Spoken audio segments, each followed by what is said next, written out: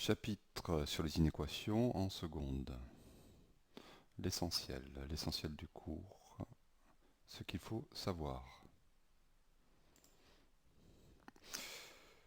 Le principe est le suivant. Résoudre une équation, cela revient à étudier le signe d'une expression.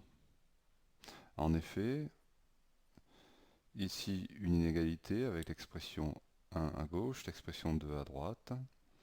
Par exemple, 2x carré supérieur à moins 2x plus 5. Eh bien, écrire cela revient à écrire expression 1 moins expression 2 supérieure à 0. Ici, ça ferait 2x carré plus 2x moins 5 supérieur ou égal à 0. Donc, vouloir montrer ça reviendrait à montrer que c'est positif. De même ici. C'est pour cela que je dis que résoudre une équation revient à étudier le signe d'une expression. Donc dans notre exemple, cela reviendrait à étudier le signe de 2x carré plus 2x moins 5. Sauf que ça, étudier le signe d'un polynôme du second degré, d'une fonction polynôme du second degré, on verra ça en première. Donc pour l'instant, on va se contenter d'étudier le signe de la fonction d'une fonction affine.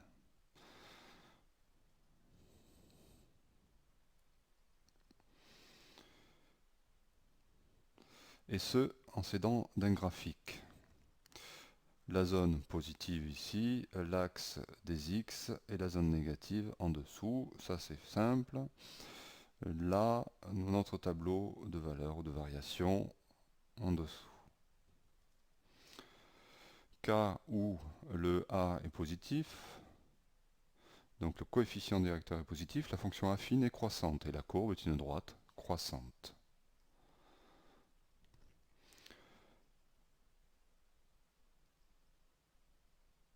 Ici, on se demande pour quelle, encore une fois, hein, toujours pareil, pour quelle valeur de x la fonction s'annule. Quand est-ce que la droite coupe l'axe des abscisses? Pour quelle valeur de x? Ou encore, quel est l'antécédent de 0? Donc toujours pareil, on imagine qu'il y a un trait de fraction ici, et qu'est-ce qu'on doit mettre au numérateur et au dénominateur pour que, au total, tout ça fasse 0? Eh bien, imaginons le trait de fraction. En dessous, si on met un a, les a s'annulent. Donc il faut mettre au-dessus moins b. Donc au final, on doit remplacer x par moins b sur a pour que ça fasse 0. Donc on a ça.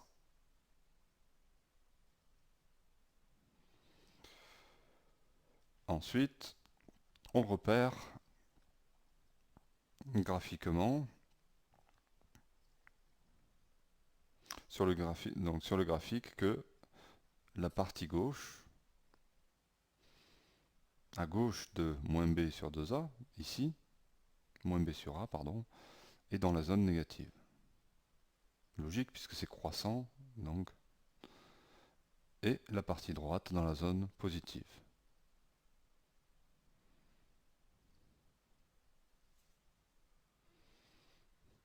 Donc en résumé,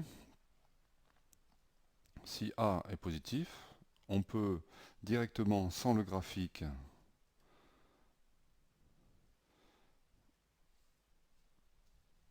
donc juste avec le tableau de variation, établir les signes. Donc A est positif, donc la fonction est croissante. Je le symbolise par la flèche. Si elle est croissante, donc elle passe par 0 à un moment donné. On sait qu'une droite va forcément couper l'axe des x, sauf si elle est horizontale, bien sûr, mais dans ce cas-là, elle est oblique. Elle serait horizontale si A était nul.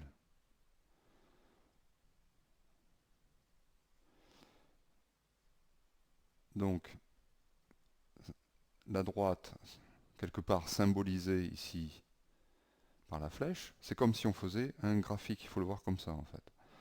dans le tableau de variation, imaginons le graphique, la droite qui coupe ici l'axe des abscisses, donc qui coupe la droite y égale 0 en moins b sur a, et on voit bien qu'avant moins b sur a, la courbe est en dessous du 0, donc ici ça sera négatif et au-dessus positif.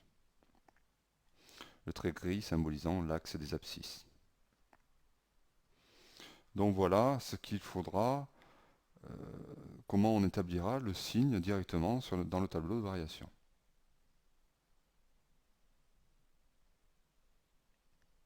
De la même façon, si A est négatif, alors cette fois-ci la fonction affine est décroissante, donc sa représentation est une droite qui passe à un moment donné par 0, donc avant c'est positif et après c'est négatif.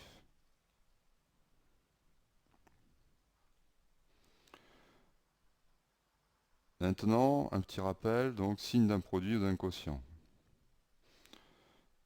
Ici, on a un terme, un tableau à double entrée, négatif, positif, négatif, positif. Donc on va faire imaginons qu'on ait un nombre.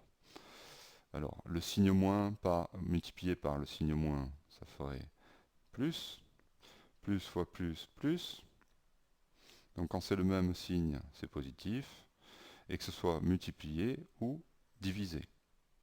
Le produit ou le quotient de deux nombres de même signe donne un nombre positif. Et donc le produit ou le quotient de deux nombres de signes contraires donne un nombre négatif. Ça, on le savait déjà.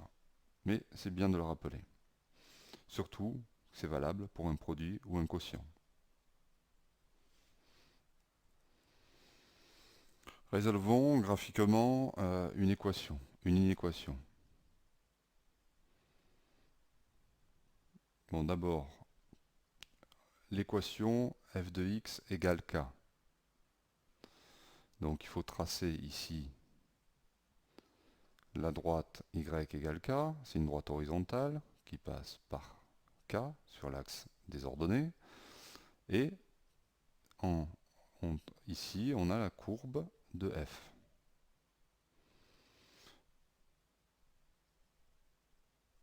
Quand est-ce qu'on a l'égalité? Ben, quand les courbes se coupent, c'est-à-dire au point ici qu'on appelle d'origine d'abscisse A.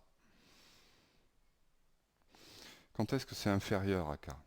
Quand est-ce qu'en gros l'ordonnée de la courbe est plus petite que k?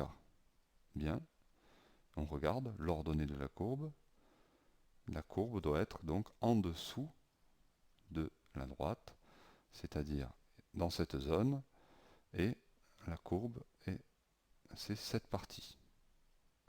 Pour cette partie, donc ça correspond, les abscisses de cette partie de la courbe sont ici. C'est un intervalle de A à plus l'infini. A ouvert puisque on veut inférieur strictement.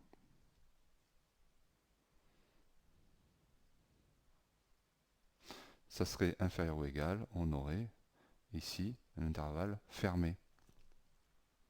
La valeur A appartiendrait à l'intervalle des solutions. Maintenant, supérieur ou égal à k, eh bien ça veut dire quand est-ce que la courbe est au-dessus de y égale k, au-dessus c'est ici, donc c'est cette partie de courbe dont les abscisses sont là, et donc l'ensemble des solutions, c'est l'intervalle moins l'infini, A exclu, puisque c'est supérieur strictement, ou si c'est supérieur ou égal, alors A est inclus dans l'ensemble des solutions. Voilà pour la partie cours du chapitre sur les inéquations en seconde. Rendez-vous à la partie savoir-faire et rédiger, la vidéo qui traite donc des exercices, des méthodes et de la rédaction.